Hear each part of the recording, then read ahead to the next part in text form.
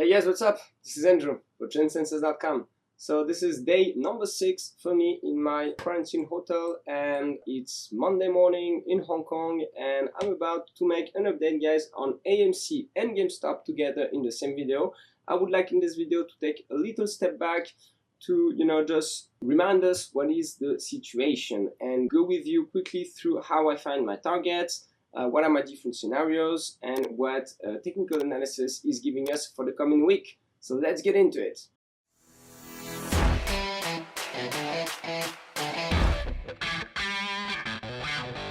So let's start with AMC. So here, as I said, we take a step back, we go on the fast time frame, and just look at it, guys. All right, look at it.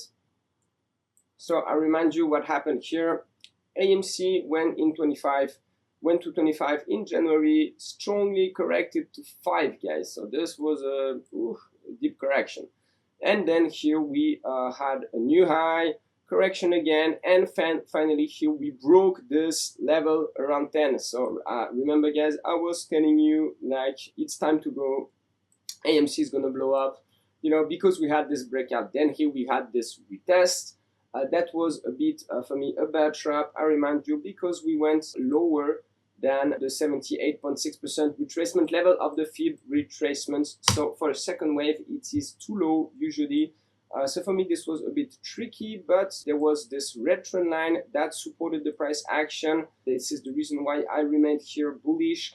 And I told you that we're gonna have a very strong move up to 35, then that we're gonna get rejected. We would go to 65, 75, and guys, this is what happened. So just a quick reminder to tell you that all of this was kind of expected, and then I told you guys that we're gonna have a deeper correction. All right, so this is expected too, guys, and the fifth wave is expected too. All right, so just a quick reminder. Now let's discuss this correction that is, I have to say, a bit deeper than I expected. In the first place, I was seeing here a triangle that got broken around the 48 area. So when it got broken, I told you guys, be careful. Now we're going to 35, 38, all this area is basically the top of the third and the recent lows that we had here.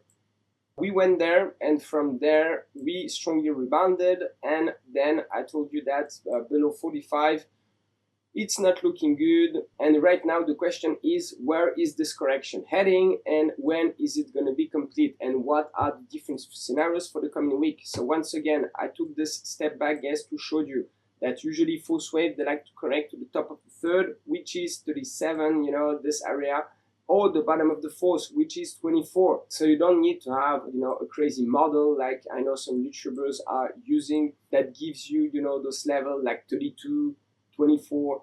24 is just the bottom of the fourth. You don't need a model. It's a basic support level. And 32, this level you can find in different ways. It's not a level I had in my analysis in the first place. So it's still interesting, to afterwards see where it's coming from. So I gave you this level actually, but a bit later. I gave it to you, I think, like just on my Discord, just the day before we actually reached it. And I just connected here, guys, the lows that I have between, so we see it better on the hourly, the lows that I had between my first wave and my third wave here. So up, see it between this one here and this one. So bam, I just do this and you find 32. You can also find 32 by using another method that is, very classic. Once again, you don't need a crazy model to do this. Up, you just measure the wave between the third wave, so between here, and you can see that it gives us 32.9, so maybe 33, but the 61.8% retracement. So once again, guys, fourth and second waves, as long as they are zigzags, all right, it's not true for flats. I'm going to make a full course on this as well. For now, I just did my ELLIOTT wave course, so you can click on the link in the description of this video. You're going to receive it for free. You're going to access the member zone where I'm going to put all my trainings later. And here, those zigzag corrections, they like to go to the 50 or 61.8% retracement. So what are those levels? Oh, funny. So 40 and 32.9. All right. So those are my levels for the FIB retracement. So this is another way to find 32. But once again, yes, be careful, because FIBs, they give you areas. All right. It's not precise support levels. If you want some precision, you need to use trend lines. just like we did here. For example, with this trend line, you have precision, and when it's broken, you know that it's going to become resistance, this kind of stuff. So it's very useful to use. So we went to 32 for now. Now, let me come back, guys, to my different scenarios that once again I gave you on my Discord. I gave some associated probabilities. So the most likely scenario is that here we bounce back at 24 and we go to 42, something like this, and we get rejected to complete a fifth. Why am I a bit bearish around the 42 area, and why am I bullish during this for the coming week? So I have answers for both questions. Alright, so when you go on a 30 minutes time frame, you can see that we are having some bullish divergences here. So it's the hidden bullish divergences. So MACD going lower, price action going lower, MACD going higher, sorry, price action going lower. You can find those, you know, so you just connect the lows and you check if the momentum is going higher. And you can find those on the 15 minutes, on the 30 minutes, and on the hourly, it disappears. So a very interesting tip I want to give you here, guys, in this video is, you might be wondering, but for how long is this divergence impacting the price action? And I have an answer for this. It's empirical. It's from my experience. This, you will not find this anywhere in any book, but I'm telling you guys this. You can see by yourself. You can trust me, whatever. This is only my experience. And basically, this divergence will impact the price action roughly between the period between the lows. So here, 8th of July, 15th of July, right? So roughly 1 week between those two lows where we find the divergence. So basically, it's going to have an impact for 1 or 2 weeks. So this is why here we have this move up. And I think this divergence is still impacting the price action until here. But after here, it's not impacting the price action anymore. And we need to see if we have longer term divergences, which we don't, guys. So here we still have some weakness, all right? If I go on the 2 hours time frame, what is the momentum doing? Going down, all right? So this is the reason why for now I will not turn bullish even if we go to 40. All right, I will not turn bullish. I will only turn bullish if we go to 40 if I see a breakout. So once again, just like we had here, guys, this is what you're looking for. All right, and I gave you this trade, guys, on my Discord. I know that some of you made some money by using this information, so I'm glad it helped. Basically, we had the breakout here. I was telling you guys, don't rush, don't FOMO, wait for the retest. We're gonna have the retest a few hours later. We got it 3 hours after I said that. It was here, and then of course we moved higher, and then I had a price target of 42, 43. It's still holding for me, but be careful, guys. This is what is invalidating my scenario. All right, we need to make kind of a flat, you know, something like this. So basically, if we trade below 31.5, this scenario is invalidated, even on a 15-minute time frame. And if we have a break of the 34 levels on the hourly time frame, it's not good as well. There is 70-80% chance we go lower right away, and that we don't do the C wave. All right, it's still possible. The zigzag is here. This is one of my other scenarios. All right, and that the fourth wave is like this, but it's unlikely. I think the fourth wave will go here at least. So let's find out. Let's see. So I gave you here everything I could, I think, guys. And then, yeah, if we go to 24, of course, it's still bullish, guys. And 24 is an amazing level to buy, all right? It's the bottom of the fourth. It's a typical fib retracement. No, it's not a fib retracement level. 32 was one. 24 is a bit low. It's the 78.6%. So this could be one of the tricks the market gave us, for example, here. It's possible as well for this second wave that went to the same fib retracement. As far as I'm concerned, I would here be very bullish, and I'm not scared to go to 24, not at all. I think it would be a very nice level for more liquidity to step in the game and help the price action to move higher. Very quickly, guys, I want to show you this once again. This is the option open interest. Some of you, when I did a video when I only put the word options in the title, I had a lot of comments saying, yeah, don't talk about options. It's not good for apes. All right, guys, I know that a lot of you lost a lot of money on options. I'm an ex-option trader, guys, so I know how difficult to trade these instruments can be. Once you know how it works, it's actually not that complicated. The strategies I'm giving in my videos, there are zero premium strategies, guys, all right? Which means you cannot lose money with the time passing. You know, it's not like buying calls. But I need to tell you that this is something that AMC price action needs to gamma squeeze, all right? If you have those higher strike open interests that get bigger and bigger and bigger, this is going to create a lot of bullish momentum in the price action. Let me show you once again here. I rebuild everything myself. Once again, I take the option open interest from Yahoo Finance. I copy paste it here. I use my VLOOKUP functions, you know. I used to use Bloomberg for that, but I don't have my Bloomberg access anymore for now. I'm gonna get it back soon, don't worry.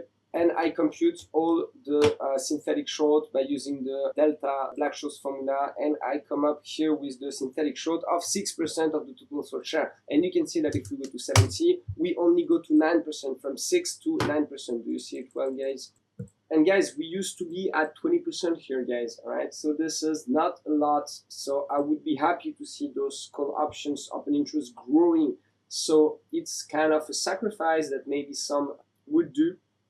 Of course, they don't aim to sacrifice, but I know that this is costing money. I know that some people lose money in it, but I'm still telling you that you want to see those open interest growing on the upside, because this is what is going to create fear amongst the sellers. They're going to be more likely to buy shares when AMC would go higher. So this is creating momentum. This is creating a gamma squeeze. So for now, we're not having a lot, guys. So this is another reason that I'm not so convinced we're going to break 40, 42 right away. Maybe we need one more time. But I'm still very bullish on the long run, of course. Now, GameStop, quickly, what do we have here? So, same story, guys, here. Let me remind you that we are exactly in the situation AMC was not that long ago, guys, all right? We broke the major resistance level that became support. And here we are retesting this trend line, just like AMC did here, guys. This situation is what is happening with GameStop, but with GameStop, everything is bigger, guys. Everything is bigger. This first wave is measuring more than 100%. AMC's one was around 40%, I think. So you see, everything is bigger, so we are set up maybe to even stronger moves. So let's see. Just technically, this is, to me, still looking good.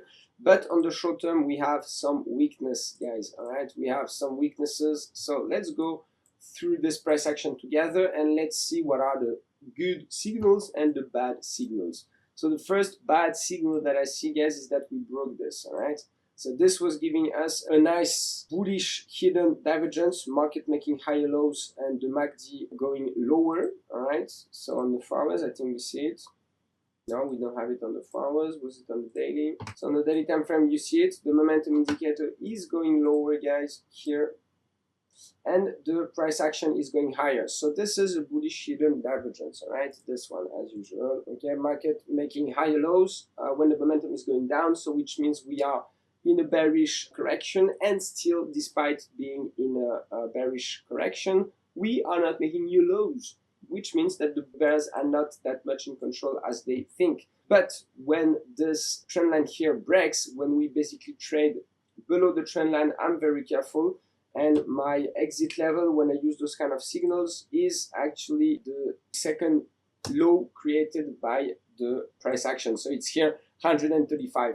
So for me, this bullish hidden divergence would stop having an impact if we break 135. Now, let's go back on the 15 minutes time frame. So this is the first signal that I have. But as you can see, we broke already the yellow line that is here, and we have retested it. So let me go through with you guys through this whole correction that we're having here. So first, here we have the beautiful 1, 2, 3, 4, 5, where we broke the red trend line here around the 200 level, all right, something like this, 190, 200. We completed 5 beautiful waves that all, fit with the ELLIOTT wave theory. And then here, I changed a bit my labeling, guys. Sometimes I call it WXY. Sometimes I'm calling it ABC. It depends if the C wave has 5 waves or not. Here, the C waves has definitely 5 waves, as you can see. So in this situation, it's not WXY, because WXY means that W and Y are 3 waves patterns. So here it's an ABC, but it doesn't change much. The only thing that is changing is that here we have this 1, 2, 3, 4, 5, and it's exactly the same situation as we have for AMC, guys. I don't know if the 5th wave is going here, and this is a 4th, and the 3rd is here, 1, 2, 3, 4, 5. It's possible. You can see that here we can find easily 5 waves. So to me, it looks more like this, all right?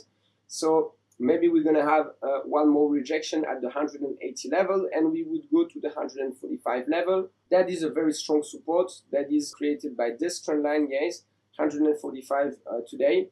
And once again, find some more liquidity before strongly bouncing back. So here I would be careful. I would not FOMO, just like for AMC, guys. Of course, there is one possible scenario that this and then the ABC will be here, that this ABC is complete, guys, that we are like this. This is possible as well.